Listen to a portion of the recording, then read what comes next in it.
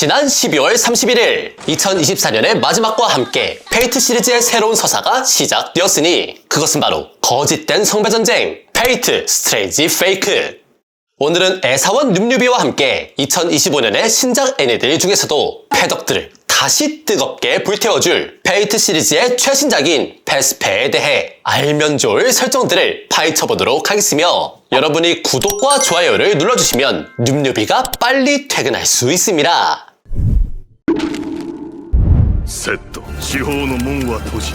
王冠より出 동굴 안에서 서번트 소환 의식을 진행하고 있는 마술사. 그는 나름대로 유명한 마술 가게의 당주이지만 그의 집안은 서서히 몰락하고 있었고 마술사 자신이 무능하다면 응당 재능이 있는 자신의 아이에게 가문 대대로 계승해온 마술 회로를 물려줘야 마땅하겠지만 문제는 자신의 아이조차 마술사로서의 재능이 떨어진다는 것. 이는 마술사로서 극히 치명적인 말로가 될 수 있었으며 성배전쟁 시스템을 구축했다 전해지는 그 3대 가문 중 하나인 마키리조차 서서히 소멸의 길을 걷고 있었으니 남자는 타인이 준비해준 성배전쟁에서 어떤 소원이든 이뤄준다는 만능의 원망기, 즉 성배의 존재를 기대할 수밖에 없었습니다.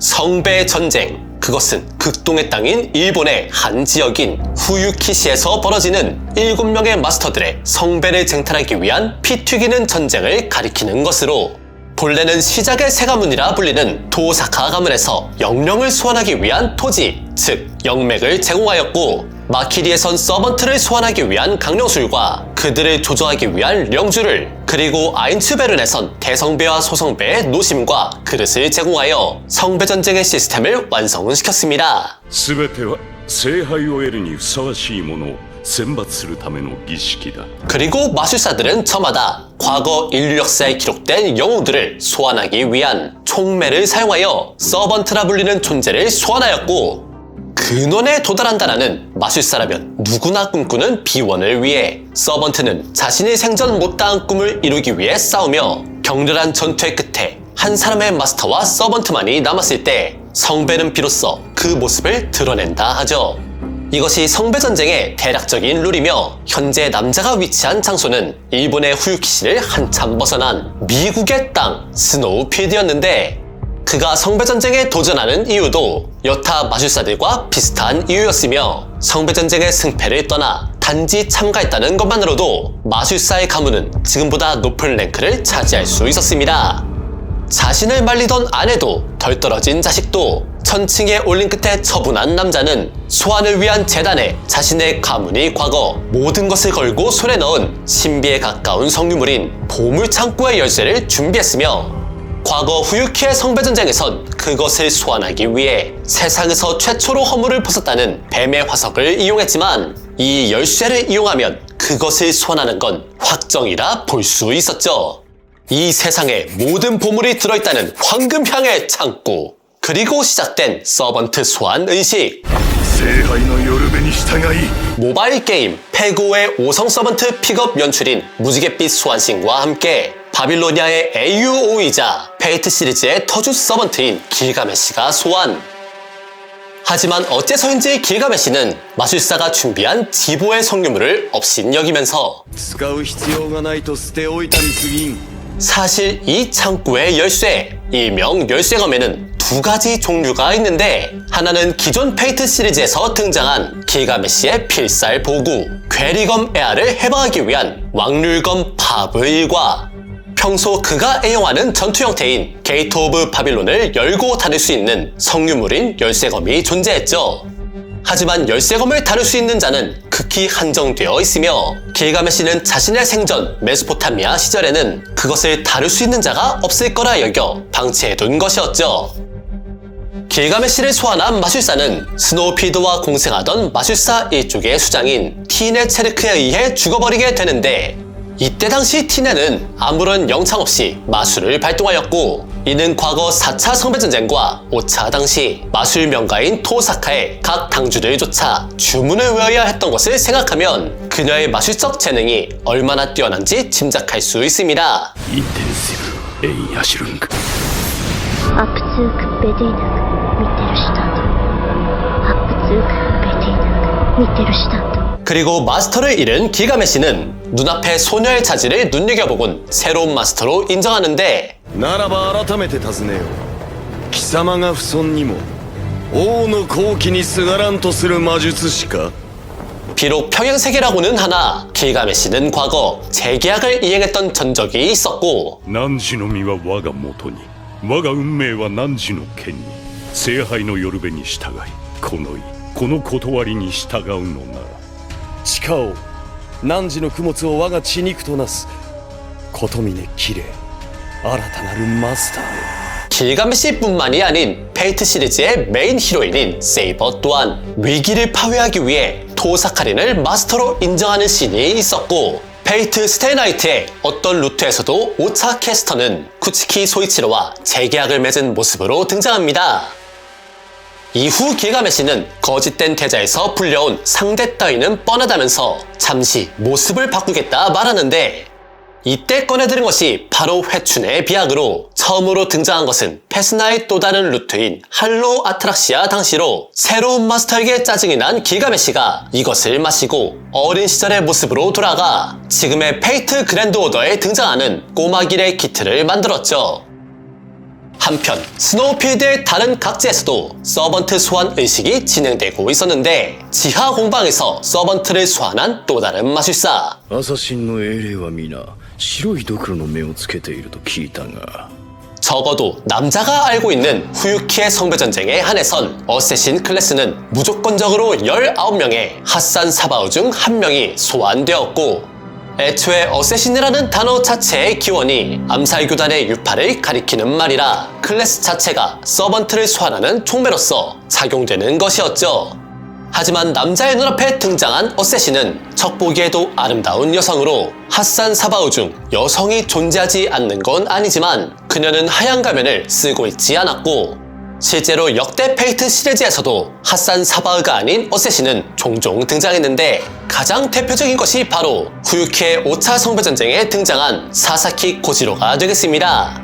그는 오염된 성배와 더불어 서번트인 캐스터가 서번트를 소환한다는 이레귤러로 인해 성립할 수 있었던 존재였으며 헤븐즈필 루트에선 사사키 코지로 본인이 어쌔신을 소환하기 위한 제물로 취급되어 마토 조켄의 진 어쌔신 즉 핫산 사바흐를 소환하는 총매가 되었죠.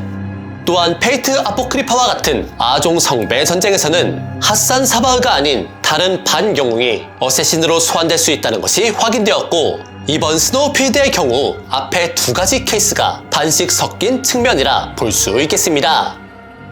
그리고 그 어쌔신을 소환한 마스터 제스터 카르툴레는 그녀의 보구인 망상심음 자바니아에 의해 심장이 터져 죽었는데 하지만 시간이 흐르고 심장을 교체하여 부활하는 모습으로 그가 평범한 인간 마술사가 아닌 사도라는 것이 밝혀졌습니다. 달세계에서 사도란 흡혈귀의 종류 중 하나로 세간에 알려진 피를 마시는 행위를 하는 흡혈종을 일컫는 말이며 페이트 세계관에서도 사도의 등장은 이전에도 있었습니다. 제4차 성배전쟁의 배경이 되는 페이트 제로의 작중 에미야 키리츠쿠의 어린 시절 소꿉친구 샤레이는 키리츠쿠의 아버지인 에미야 노리카타의 실험에 의해 피를 갈구하는 흡혈종이 되어버렸고 이 샤레이로 인해 마을 전체가 흡혈귀의 소굴이 되어 성당교회의 최정예 대행자와 마술협회의 봉인지정 집행자들에 의해 마을 하나가 소멸되는 일이 있었으며 다른 세계선인 페이트 아포크리파에선 드라큘라 백작의 전승을 지닌 블라드 3세가 자신의 마스터인 다닉 프레스톤 위그드 밀레니아에 의해 강제로 흡혈귀가 되는 모습을 찾아볼 수 있습니다. 그리고 이 페이트 스트레인지 페이크의 세계관 또한 여느 페이트 시리즈처럼 사도가 존재하며 심지어 다른 평행세계에선 만날 수 없는 존재인 사도들의 왕 사도 27조와 서번트가 공존하는 미친 세계관이라고 하는데요. 실제로 선행으로 공개된 위스퍼 오브 던의 마지막 부분에선 도사카가의 마술 스승이자 타임문 세계관에 막대한 영향력을 끼치는 인물인 마도 원수 키슈아 젤레치 슈바인 오르크가 등장하기도 하여 많은 달파 팬들의 마음을 두근거리게 만들었죠. 해당 부분에 대해선 추후 다른 콘텐츠로 다뤄볼 예정이니 지금이 바로 애사온 뉴뉴비 채널을 구독할 타이밍이 아닐까요? 스노우필드의 성배전쟁에 참가한 또 다른 마술사 구로카 가문 두 부부는 여타 달세계의 마술가게 집안이 그렇듯 자신이 평생을 바쳐 이룩해온 마술의 정수를 자신들의 아이 쿠로카 츠바키에게 물려주려 했고, 하필이면 그 방식이 마토 가문의 충사 마술을 세균에 적용하여 어린 츠바키의 마술 회로를 폭주시키는 방법이었는데, 기존 페이트 시리즈를 보신 분들이라면 알 수 있듯 이 마토에 전해지는 충사 마술은 비윤리적, 비도덕적이라는 말로는 부족할 정도로 가히 인간의 길을 벗어난 행위로서 마토 사쿠라가 대표적인 피해자가 되겠습니다. 문제는 쿠로카 츠바키는 이 고통스러운 마술 회로의 폭주에 견디지 못했고, 결과 그녀의 몸 안에서 배양하던 세균이 뇌까지 영향을 미쳐 식물인간 상태가 돼버리고 말았다는 것. 그럼에도 부부는 부모로서 자식을 걱정하기보단 가문의 마술가기를 보존하기 위해 아이의 생식 기능, 즉 후손을 남길 수 있는가에 더욱 중점을 두었고, 식물인간이 되었음에도 아직 자신들의 아이에게 강화시킬 수 있는 여지가 있다고 보는 등 일반인들과는 일선을 긋는 광적인 모습을 보이는 것이 타인문 세계의 마술사가 되겠습니다. 읽고 시작되는 스노우필드의 성배 전쟁. 마지막으로 소환된 엘키도가 길가메시의 존재를 느끼면서 あの広場での決闘の続きもそれはそれで楽しそうだね 그 광장에서의 결투, 그것은 길가메시 서사시에도 나오는 길가메시와 엘키도의 싸움을 가리키는 말로, 결투의 이후 두 사람은 이후로도 없을 붕우가 되었고, 이는 페이트 제로에서 길가메시의 대사로 확인할 수 있습니다. 我が法友は後にも先にもただ一人の 그리고 길가메시 또한 엘키도의 존재를 느낌과 동시에 방심 따위는 버리고 진심을 다하기 위하여 초장부터 자신의 최강 최대의 보구 괴리검 에아를 꺼내 드는데요. 자신의 손에 순도 높은 마력을 집중시켜 왕률건 바브이를 구현시키고 그곳으로부터 문을 열고 괴리검을 찾아내어 차원을 부수는 연출과 함께 에아를 꺼내드는 모습은 페이트 제로와 UBW 당시의 에아를 꺼내는 모습과는 다소 차이가 있으며, しばしの共演に付き合ってもらうぞ 보구를 발동시키는 연출 또한 에아의 진명 개방, 천지를 괴뢰시키는 개벽의 별답게 신조병장에 어울리는 페이트 시리즈 사상 역대급의 스케일로 연출되었으며, 世界を裂くは我が怪力剣 진명 개방을 위한 영창은 페이트 그랜드 오더, 절대마수전선 바빌로니아 당시 최정화에 사용된 대사를 그대로 차용했습니다. 또한 엘키두의 보구 에누마 엘리시 또한 과거 절대마수전선 바빌로니아에서 킹구가 시전한 보구와 페고의 인게임 내 연출과는 다른 가이아의 억지력을 백업으로 삼아 呼び起こすは星の息吹 이라는 대사를 그대로 구현한 듯한 연출을 보여줬고, 두 보구가 서로 충돌하면서 달의 너머에서조차 그 위력이 관측될 정도의 빛의 기둥을 보였습니다. 이후 사막의 한가운데서 환담을 나누는 둘. 길가메시는 어린 시절의 자신이 지금의 자신을 알게 된다면 그야말로 자결이라도 할 거라 말하는데, 이는 페이트 할로우 아트락시아에서도 언급된 설정으로 꼬마 길이 된 길가메시는 어떤 연유에선지 전성기의 자신을 혐오한다고 하며, 만일 두 명의 자신이 마주치는 일이 벌어지면 그야말로 혈전이 일어난다고 하죠. 子供の頃の君がシャムハトの言う通りの子なら 하지만 엘키두는 그가 정말로 샴하트가 말한 대로의 아이라면 우르클의 백성들을 위해 살아갈 길을 모색했을 것이라 말하였고, 여기서 말하는 샴하트란 인물은 길가메시 서사시에 등장하는 여신 이슈타르의 여자 사제를 가리키는 것인데, 길가메시는 신이 자신을 벌하기 위해 엘키두를 보낸 것을 알아채고 샴하트를 보내 그저 신의 짐승에 불과했던 엘키두에게 지성과 성에 대해 알려줬으며, 이후 광장에서의 결투 끝에 두 사람은 친구가 되었다는 전개였죠. 그리곤 밤하늘에 수놓아진 길가메시의 18번 게이트 오브 바빌론, 이 역시 역대 페이트 시리즈 사상 최대 규모로 창고를 개방한 모습으로, 일반적으로 이전까지의 작품에서 길가메시의 개오바 연출은 마스터의 역량 차이, 수육하기 전과 후의 변화 등 여러모로 논란거리가 있었으나 최종적으로는 단순하게 이 세계선의 길가는 이렇게 연출되는구나 하는 식으로 이해되고 있었는데요.